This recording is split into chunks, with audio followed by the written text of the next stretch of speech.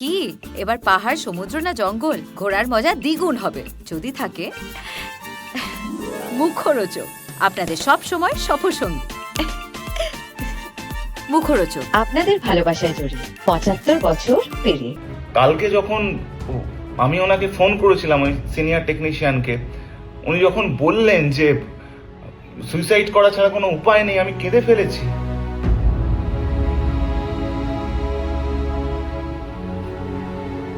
টলিপাড়ার চলমান অবস্থার মাঝেই সামনে এলো আরও এক উদ্বেগজনক ছবি। আজ চিরসখা ধারাবাহিকের অভিনেতা রাজা গোস্বামী তার ফেসবুক প্রোফাইলে একটি ভিডিও পোস্ট করেন। সেই ভিডিওতে ভেঙে পড়া গলায় তিনি জানান, এই পরিস্থিতিতে সবচেয়ে বেশি সমস্যায় পড়েছেন কলাকুশলী ও টেকনিশিয়ানরা, যাদের দৈনন্দিন রোজগার সম্পূর্ণভাবে থমকে গেছে। রাজা গোস্বামী জানান, চিরসখা ধারাবাহিকের সঙ্গে যুক্ত এক সিনিয়র টেকনিশিয়ান নাকি চরম হতাশায় নিজের পরিবারের 4 সদস্যকে নিয়ে আত্মহত্যার কথা জানিয়েছেন। এই ঘটনা অভিনেতাকে গভীরভাবে নাড়িয়ে দিয়েছে। রাজা গোস্বামীর কথায় আজ বিকেল 4টে টেকনিশিয়ান স্টুডিওতে কর্মহারা শিল্পী ও টেকনিশিয়ানদের একটি গুরুত্বপূর্ণ জমায়েত হতে চলেছে। সেখানেই পরিস্থিতি নিয়ে পরবর্তী পদক্ষেপ আলোচনা হতে পারে বলে মনে করা হচ্ছে। এই মুহূর্তে টলিপাড়ার সংকট ক্রমশ আরও গভীর হচ্ছে। এখন দেখার এই অচলাবস্থার শেষ কোথায় এবং কবে ফিরবে স্বাভাবিক কাজকর্ম। চিরসখা বন্ধ হয়ে গেছে, দারুণ ব্যাপার। আমরা এখন সবাই সিকিউর। কালকে চিরসখার একজন সিনিয়র টেকনিশিয়ানকে, তার সম্মান রক্ষার্থে আমি তার নাম নিচ্ছি না, সিনিয়র 50+ ফোন করেছিলাম। কাঁদছে আমায় বলছে যে রাজা, আমার 2টো মেয়ে আছে, আমার বউ বলল যে চলো আমরা 4 জনে মিলে সুইসাইড করে নিই। আমি ঘুমোতে পারিনি, তারপর থেকে কাল রাতে ঘুমোইনি। আমার কিচ্ছু যায় আসে না, শুটিং না করলেও মধুবনী বহু বছর শুটিং করেনি, আমার কিছু যায় আসে না, কারণ শুটিং এর যে রোজগার সেটা আমার টোটাল রোজগারের, আমাদের টোটাল রোজগারে 15-20% হবে। কিন্তু আমার যায় আসে যখন আমার ছেলে বড় হবে, যখন ও জানবে যেরকম একটা ঘটনা ঘটলো, তার বাবার কাছে টাকা ছিল, পয়সা ছিল, ক্ষমতা ছিল, ফলোয়ার ছিল, ভালোবাসা ছিল, কিন্তু সে কিছু বলেনি, চুপ করে থেকেছে। আমি পিঠে ছুরি খাওয়ার থেকেও বুকে ছুরি খাওয়া অনেকটা সম্মানের মনে করি। তাই তোমাদেরকে বলছি, কি দোষ করেছে টেকনিশিয়ানরা, কি দোষ করেছে বাকি আর্টিস্টরা? আমরা কি দোষী? চিরসখা কেন বন্ধ হলো? টেকনিশিয়ানরা, তাদের কত টাকা পার ডে হয়, কত সঞ্চয় থাকে? এই তো এর মধ্যেই গত সপ্তাহেই একজন টেকনিশিয়ান দাদার সাথে কথা হচ্ছিল, বললো যে দাদা, আমার মেয়েকে বোধহয় স্কুল নাকি একটা কথা বলছিল, স্কুলে দেবো, এরম একটা কিছু কথা চলছে। ছোট মেয়ে, একজনের পায়ে অপারেশন হবে, পায়ে ব্যথা আছে। তারা যারা এই ভিডিওটা দেখলে বুঝতে পারবে, আমি কারোরই নাম নিচ্ছি না। কি করবে তারা, কি করবে? এবার তোমরা বলতে পারো যে দাদা, সিরিয়াল তো বন্ধ হয়। হ্যাঁ, বন্ধ হয়, বন্ধ হওয়া জোর করে বন্ধ করে দেওয়ার মধ্যে তফাৎ আছে বস। কিন্তু গরিব মানুষ, যারা খেটে খাওয়া মানুষ, তারা কি করবে? আর আর্টিস্টদেরও বিরাট কোনো ভালো অবস্থা নয়, আর্টিস্টদেরও ভালো অবস্থা নয়।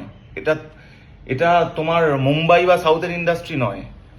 হ্যাঁ, আজকে আমি এই ভিডিওটা বানাতে পাচ্ছি হয়তো এই অভিনয় করে, রোজগারের ওপর আমি একদমই পুরোটা নির্ভরশীল নয়, তা না হলে আমাকে চুপ করে থাকতে হতো। এইটাই ব্যাপার। দেখো, তোমরা বিচার করে দেখো, কি আর বলবো। কি বলো তো, রাইট নেই অভিনয়টা, না আমার ভালোবাসা, এরম ভাবে আমার ভালোবাসাকে কেড়ে নেওয়ার কোনো রাইট নেই কারোর। ফাট করে একটা নির্দেশ, কোনো রাইট নেই। যারা আমরা অভিনয় করতে এসেছি, অনেকে বড় চাকরি ছেড়ে এসেছে। আমি নিজে ইঞ্জিনিয়ার, বিটেক ইঞ্জিনিয়ার, বড় কোম্পানিতে চাকরি করতে পারতাম, তো বিদেশে থাকতে পারতাম। রিস্ক নিয়েছি, ইন্টারভিউ দিইনি, কারণ আমি অভিনেতা হব, আমি অভিনয় করব, অভিনয় করে রোজগার করব। তখন জানতাম না যে নাম করব, জানি অভিনয়টা করতে হবে। আরে বস, জুনিয়র হিসেবে কাজ শুরু করেছি, 500 টাকাও পাইনি।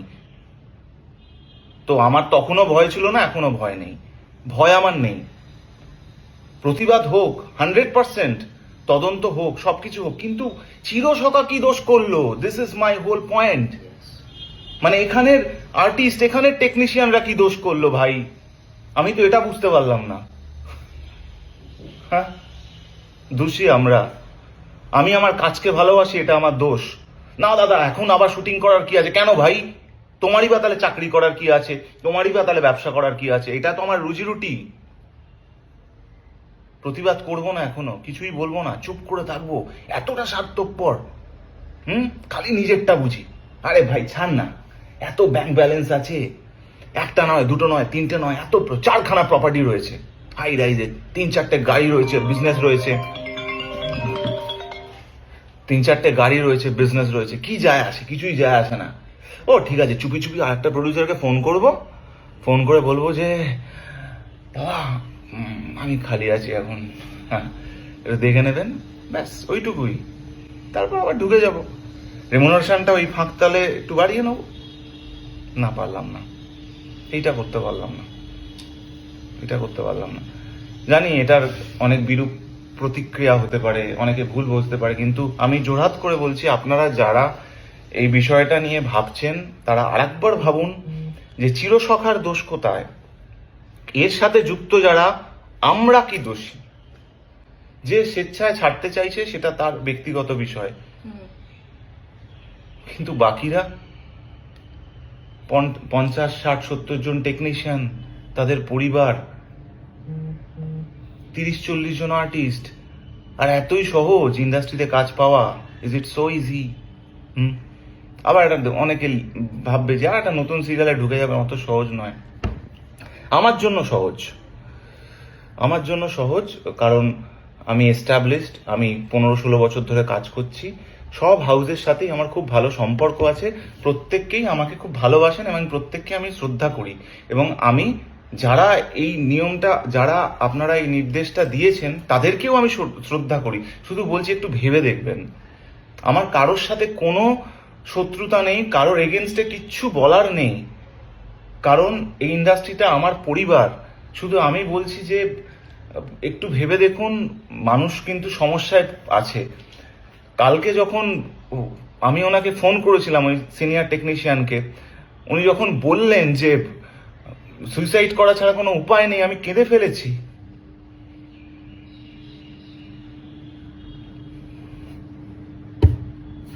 That's it. This is not right. This is not right. করবো না শুটিং, কিচ্ছু যায় আসে না আমার, করবো না। কিন্তু সবাই একরকম হয় না, সবাই একরকম হয় না, এটা মাথায় রেখো। তোমাদের রাজাদা সৎ, অনেস্ট, টাকার পেছনে দৌড়য়নি, সত্যের পেছনে দৌড়েছে, লড়াই করেছে, আজকে স্ট্রাগল করে এই জায়গায় এসছে। আজ অব্দি কোনোদিনও মদ সিগারেটের কোনো বিজ্ঞাপন করিনি আমরা করিনি, ফিউচারেও করবো না। যা করেছি সততার সাথেই পয়সা কামিয়েছি, সততার সাথে এই জায়গায় এসছি, তাই আজকে সততার সাথেই বলছি, তা ঠিক হলো না। This is not done.